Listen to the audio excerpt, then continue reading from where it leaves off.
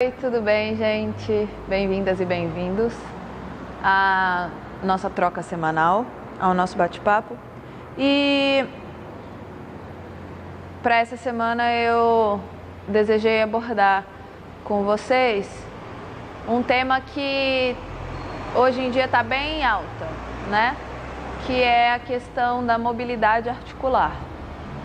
Agora tudo é mobilidade e eu não sei qual o nível de dimensão, de profundidade, de estudos que as pessoas fazem para a aplicabilidade dessa mobilidade, né? Então, pensando no indivíduo, pensando na proposta, pensando na necessidade e o nível de profundidade, né? Então, quando eu penso em mobilidade articular, eu estou pensando na amplitude do movimento daquela articulação. Então, qual é a amplitude em que aquela articulação consegue desempenhar, performar, né? Se ela tem um movimento, se ela tem 100% do que seria os 100% de graus de amplitude de movimento naquela articulação, só que não são só os graus, né? É de que forma ela tem essa mobilidade. Qual é o nível de consciência e de controle motor e como ela desempenha essa mobilidade enquanto fase concêntrica, controle de concêntrica, controle de excêntrica e como está a flexibilidade correlacionada com a força durante toda a amplitude desse movimento articular, né? Então, excêntrico, concêntrico, cadenciado, com força, com flexibilidade, é a tal lá da mobilidade. Com controle, com precisão, com consciência. E é bem bacana, eu tenho uma amiga, né, que chama Thaís Pacheco, que ela posta vários vídeos de expectativa e realidade em relação à mobilidade. Porque agora o negócio é, mobilidade tem a ver com mover. E aí você olha, o povo tá numa velocidade 5 do CREL e fazendo uns negócios de tipo, oi, como tá a sua cápsula articular aí? Como você tá dando ação para essa articulação? E aí, por que eu quis abordar isso? Na verdade, não existe ordem de importância, tá? Esse você faz primeiro, esse você faz segundo, esse você faz terceiro. Talvez, dependendo do indivíduo, exista uma ordem de prioridade e na aplicabilidade. Então, o que eu quero dizer com isso? Se nós temos, né, ou se o meu cliente, o meu aluno tem um tecido, e quando eu estou tratando de tecido, estou falando da fáscia, né, do músculo, a parte lá da peça, do ventre. Se eu tenho uma estrutura extremamente tensa, né, barra densa, barra encurtada, barra o nome que você quiser dar, quando eu vou para uma proposta de mobilidade, né, então eu tenho essa pessoa que tem, vamos a Natália, eu tenho a Natália que tem bursite bilateral trocantérica e que tem uma hipersolicitação, uma hiperativação de parte anterior da coxa, né, não só do reto femoral, mas enfim, dos flexores, todos eles de quadril, parte anterior da coxa. Tem uma tensão muito grande de banda iliotibial, tem uma tensão exageradamente grande de musculaturas e rotadores de glúteo. E aí a Natália, então, tem bursite bilateral trocantérica. E aí eu vou treinar a tal da mobilidade. Cara, quando eu vou para um treino de mobilidade, ele pode ser feito com a maior consciência, com a maior precisão, com a maior intenção, lento, gradativo, cadenciado.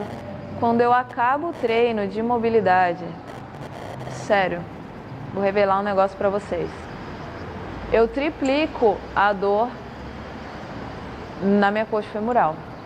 E aí, cara, por que isso? O que está acontecendo? Mas o que eu estou fazendo de errado? E aí você fala, porra, a menina tá toda cagada na coxa, tá com quadro de inflamação na bursa. E aí eu vou mover algo que não tem espaço.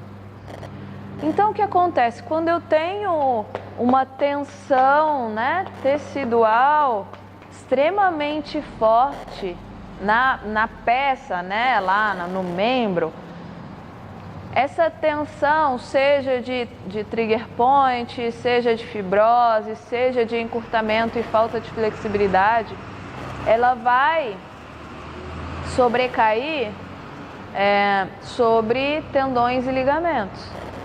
Então, eu tô toda engruvinhada, toda cagada aqui. Quando eu mudo essa densidade, né, eu tô levando e sobrecarregando tendões e ligamentos num possível pré-estiramento, né, aumentando essa tensão, a solicitação. Não só isso, eu diminuo esse espaço intraarticular, né? Por excesso de tensão. Então a estrutura está toda contraturada, e aí já tem um quadro de inflamação na minha coxa femoral, na bursa. Então eu já tenho tendões e ligamentos sensíveis, e aí não só eles estão sobrecarregados, estão também sensíveis com o processo inflamatório, com os hormônios que estão sendo liberados, e eu tenho pouco espaço dentro da cápsula articular. E aí eu vou treinar movimento. Só que aí o que acontece? A minha articulação, ela não está preparada para aquilo. E aí eu aumento a força de cisalhamento, eu aumento demais esse atrito intraarticular, né? Por consequência, eu vou aumentar o meu quadro inflamatório e o meu quadro de dor, né? O meu quadro álgico. Então, se nós vamos pensar um pouco em ordem de, não importância, graus de importância, mas em graus de prioridade, talvez no treino da Natália, o que a Natália precisaria fazer? Liberar primeiro esse tecido, né? Tentar deixar esse tecido com uma densidade mais igual, né? Ou menos reativo. Trabalhar essa flexibilização, essa mobilização tecidual primeiro, né? Para promover uma irrigação, para promover uma nutrição celular nesse tecido, para realmente hidratar esse tecido, né? Passar o óleo lá no trilho da janela, para a janela parar de fazer barulho da porta. E isso lá na parte que está toda cagada. E aí quando eu liberei essa musculatura, massageei, fiz o flexionamento, a flexibilidade para melhorar essa mobilização tecidual, para hidratar, para nutrir. Aí eu vou lá pensar na cápsula articular. Então eu fui, liberei, melhorei a densidade, a reatividade, deixei essa densidade mais neutra, mais alinhada. Fiz um flexionamento para quê? Para, ao mesmo tempo que você alonga, você conecta os trilhos de fáscia, né? Você começa a ter essa informação, a promover essa mobilização tecidual, essa transferência de informação nervosa, de movimento, de impulso. Por consequência, você promoveu uma relaxação, um relaxamento dos tendões e ligamentos que estavam tudo, né, cagado também. E aí a gente vai lá nessa cápsula articular e e a gente precisa criar um espaço nela. É claro que com tudo isso ela já ficou menos solicitada, né? E aí a gente vai, então, promover um maior espaçamento. Então eu posso pensar que a estrutura da cápsula articular, ela tem uma força negativa. Então é tipo um chupão, você faz um chupão para além das estruturas que trabalham, né, ligamento, tendão, bursa. Essa força negativa, ela vai coaptar essa articulação. Para quê? Para não cair um braço, um cotovelo do corpo, ela fica toda juntinha, toda ligadinha. Mas quando tem um processo edemado, uma inflamação, ela tá meio assim, olha só, pode ser que eu exploda. Ela manda essa informação para o cérebro, por isso que a gente tem input de dor. Por quê? Porque eu estou comprimindo a estrutura que está em volta, né? Os nervos e a parada toda, e aí eu tenho essa informação de dor. Então eu preciso dar uma informação de alívio. Então eu tenho que decoaptar ou coajustar, né, essa articulação. Então trabalha agora que você já tem um tecido que está mais solto, que está mais relaxado, que está mais flexibilizado, tendões e ligamentos que por consequência estão já mais preparados. Trabalha essa decoaptação articular, né, com as trações, promovendo essa força oposta, essa força em oposição. Agora o esquema é outro para a Natália. Por quê? Porque eu diminuí essa hiperativação, eu flexibilizei, eu liberei, eu criei espaço na articulação, eu tirei a sensação de dor, diminuí isso. Agora, então, eu posso querer fazer um trabalho e conseguir fazer um trabalho sem piorar o meu quadro, sem inflamar mais, sem machucar mais essa estrutura. E também, como vai ser o volume disso? Ah, vou fazer 15 movimentos aqui, não sei o que, rotação interna e externa. Não, porque o processo ainda está lá. Ainda ele precisa ser cuidado com amorosidade. Então eu vou... Não vou trabalhar uma intensidade, uma sobrecarga. Não, vou fazer aqui com elástico, não sei o que, vou pôr o kettlebell, vou segurar.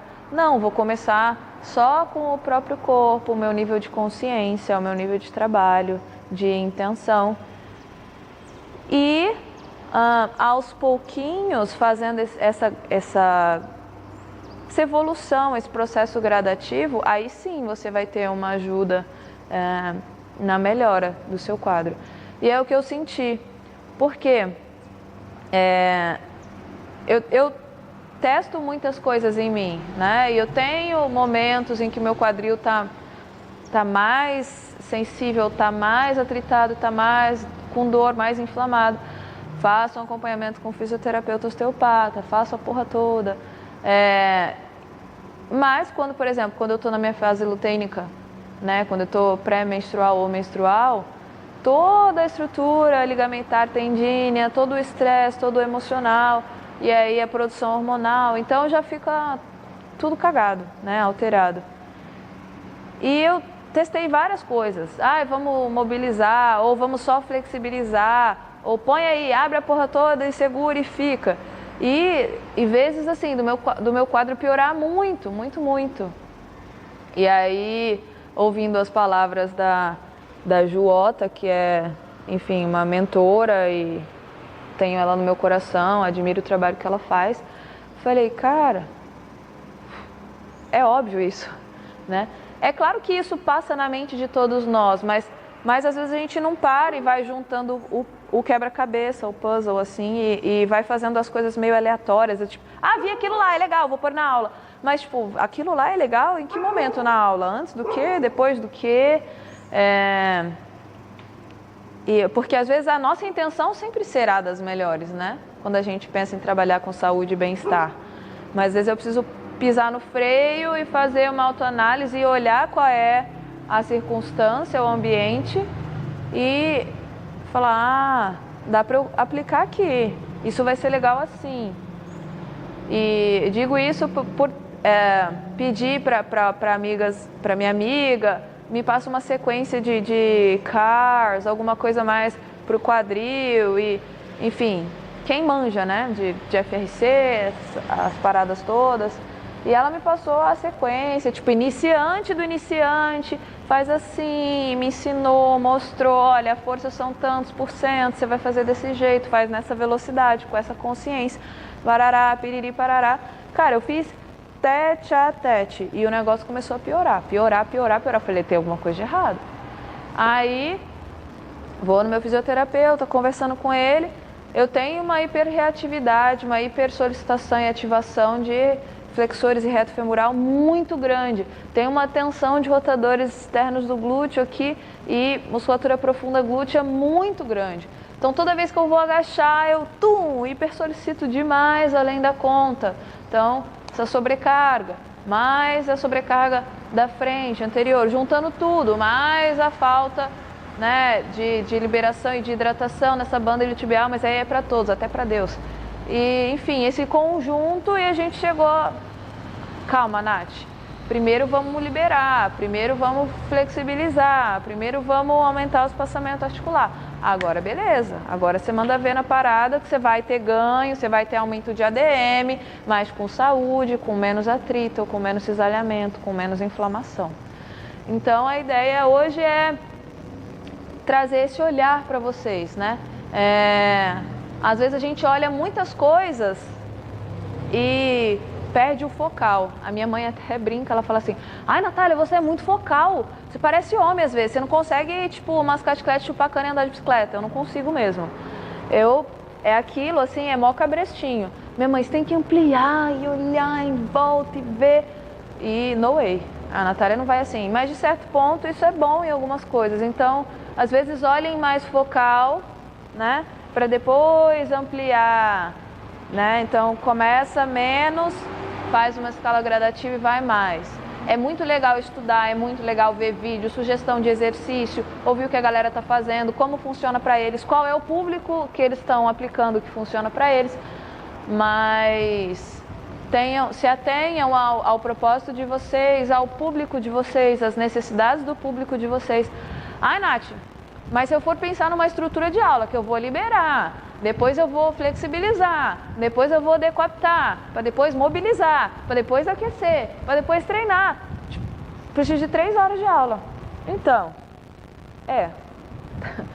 mas a gente não precisa fazer isso todas as aulas, com todo mundo, é só ter um olhar mais atento. Então, assim, quais são os teus clientes que têm uma lesão, que tem um diagnóstico, uma patologia crônico-degenerativa, de tecido conjuntivo, ou uma bursite, quadros inflamatórios, tendinite, né, LER, DORT. Então, dê um pouquinho mais de atenção. De repente, esse aluno não vai rolar ele fazer a mesma sequência que todo mundo. Talvez precise voltar um passo atrás com ele, né, e cuidar com mais carinho.